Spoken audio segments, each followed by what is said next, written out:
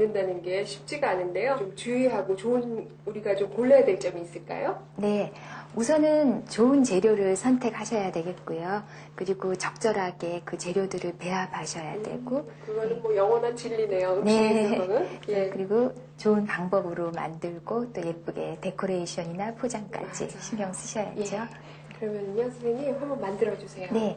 우선 버터하고 설탕을 이 핸드믹서로 크리밍을 시킬 건데요. 네. 버터는 실온에 좀 꺼내 두셨다가 부드러운 상태에서 시작해 주시는 것이 만드시기 좀 수월하실 거예요. 예. 예, 그러면은 이 핸드믹서로 크리밍을 시킬게요. 손쉽게 만드는 미니 컵케이크는요, 버터와 설탕을 핸드믹서로 잘 섞어주시고요. 섞어진 버터와 설탕에 달걀을 넣어서 잘 섞어주세요. 박력분, 베이킹 파우더, 소금을 한번 체에 쳐주시는 게 좋아요. 네. 채치는 과정에서 이물질이나 덩어리를 없애주기도 하고요. 또 이렇게 채침으로써 공기를 좀 넣어주기 때문에 채치는 과정은 꼭 필요해요. 케이크는 반죽이 중요해요.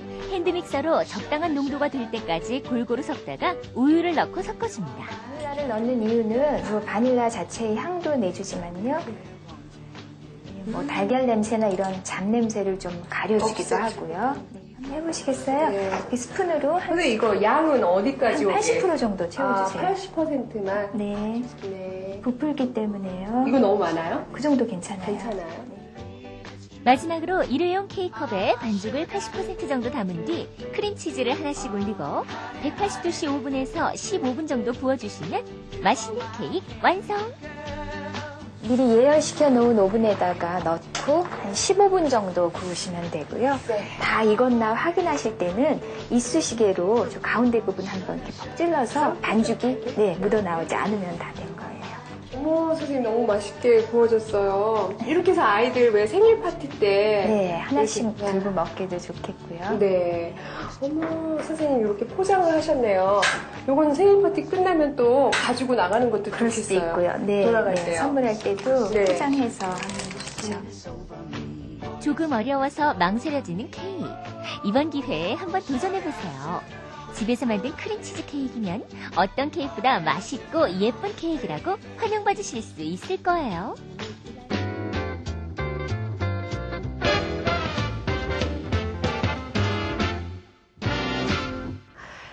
됐어요. 이것 좀 보세요.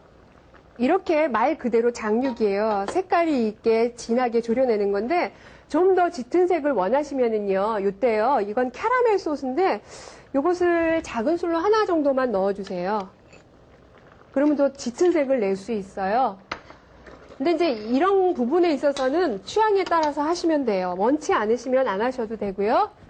근데 뭐 요 정도만 해도 색이 짙으니까 괜찮죠? 어때요? 괜찮죠? 됐어요. 이제 제가 건지도록 할게요. 불 끄고요. 자, 이렇게 하시고 이거 식도록 두셔야지 돼요.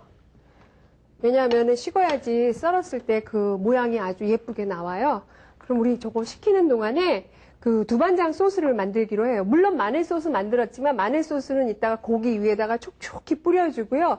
이 두반장 소스는 만들어가지고 개개인 종지에다가 한 스푼씩 떠드리세요. 그러면 또 이렇게 찍어서 드시면 맛이 있거든요. 제가 만들어 보도록 할게요. 두반장을 한 큰술 넣도록 하시고요. 그리고 간장 하나 넣고요. 그리고 역시 설탕도 한 큰술. 그리고 물을 3큰술. 그리고 다진 마늘은 하나 작은술. 그리고 참기름도 역시 하나 작은술. 됐어요. 이렇게 하셔가지고 아까 들어간 그 설탕만 잘 녹도록 저어주시면 돼요. 이것도 또 별미예요. 근데 제가 오늘 만든 두반장은요. 댁에서도 왜 전이라든지 뭐 이렇게 약간 찍어 드셔야 되는 음식류가 있으면은 한번 활용을 해보세요. 다들 좋아하시더라고요. 자, 됐어요. 이것도 역시 마찬가지로 설탕 완전히 녹이셔야지 돼요. 그래야지 맛있는 소스가 돼요. 자, 됐습니다. 이렇게 하시고요. 그럼 제가 이거 한번 썰어 보도록 할게요. 근데 완전히 식히신 후에 썰으셔야지 돼요. 그래야지 겉면의 조직은 단단하고 또 모양도 잘 나와서 부서지지 않아요. 될 수 있으면 얇게 써세요. 그게 훨씬 맛있어요. 왜냐하면 지금 이 장육이 어찌 보면 좀 퍽퍽할 수 있잖아요. 그렇기 때문에 얇게 써셔야 되고, 그래서 입안에서 오래 씹으실 때 맛도 있고. 아, 그리고 이거는요, 그 장조림류의 그런 그 메뉴가 아니고요. 에피타이저용이에요. 아니면은 그냥 뭐 그 남성분들은 술안주로 같이 드셔도 좋아요. 제가 장육이라고 하니까 마치 그 장조림 같은 거를 연상하셨나 봐요. 전혀 그런 건 아니고요. 자, 그리고 이제 요거 이렇게 면이 이쪽은 넓어지고 여기 작아지니까 썰기 편안하게 이쪽으로 돌릴게요. 그럼 이따가 또 오이를 덮어줘야 되거든요. 요게 좋을 것 같아요.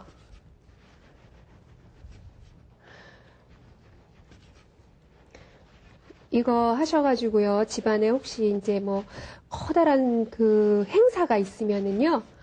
뭐 사돈이 내방을 하신다던가 아니면은 시어머님의 생신이라든가 한번 해보세요. 너무너무 칭찬받으실 거예요. 자, 아주 얇게 끝까지 썰었어요. 됐어요. 이거를 우선 이쪽에다 넣고요. 이제 제가 완성 접시에다가 한번 담아 보도록 할게요. 자, 그러면 담아 보도록 하는데요. 요 또 담는 거가 또 예뻐요. 그러니까 요렇게 담으시는 게 좋아요. 아까 우리 부셔놓은 요렇게 잘 두들겨 가지고 냉장고에 차갑게 해놓은 오이를 요렇게 넣고요. 오이를 제가 2개를 준비했잖아요. 그래서 2개를 다 하셔야지 좋아요. 근데 요 접시가 작으니까 저 하나 반 정도만 해볼게요. 해서 오이를요, 요렇게 마치 동그란 산처럼 요렇게 포개어서 여기다가 이렇게 놓으세요. 중앙에다가요. 그렇게 하시고, 우리 얇게 편으로 썰어 놓은 이 장육으로 오이가 안 보이도록 덮어 나가세요. 그러면요, 이거 상에다 내놨을 때요, 오이가 이 안에 있으리라고는 상상도 못 하겠죠? 요리하시면서 이런 매력도 좋아요. 그쵸? 근데 이제 고기가 많으면 포개어지는 면이 좀 많도록 하시고, 고기가 적으면은 좀 면적이 넓게 보이도록 연출을 하시면 되겠어요.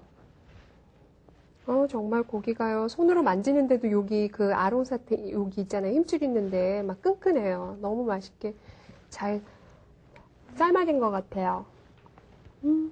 맛있네요. 그냥 먹어도 맛있네요. 자요.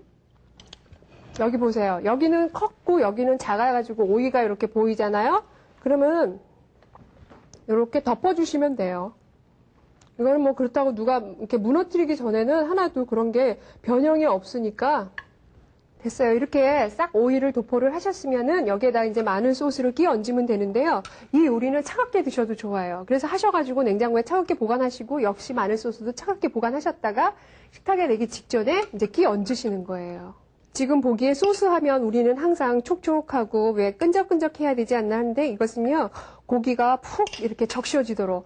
그러면은 아까 이제 우리 그 오이를 막 이렇게 이렇게 칼등으로 두들겼잖아요. 그러면 오이 그 조직 사이에 막 균열이 가는 사이사이에 마늘 소스가 싹 흡수가 돼요. 그래서 그 오이도 얼마나 맛있는지 몰라요. 그리고 이제 고기 드시다가 약간 질리면 또 오이도 같이 드시면 좋고요. 그리고 또 이 두반장 소스 만들어 놓은 거는 이런 종지에다가 1큰술이나 또는 2큰술씩 담으셔가지고 요것은 개개인 앞에다 놓으시면 돼요. 이렇게 하시고 해서 내시면 되고요. 이대로 드셔도 좋고 아니면은 요 두반장 소스에다가 또 찍어서 드셔도 좋고요. 맛을 한번 즐겨보세요. 고기의 질감이 이런 맛도 있구나 하고 놀라게 할 겁니다. 거기다 톡 쏘는 마늘 소스의 향은 어른들뿐만 아니라 아이들의 입맛까지 사로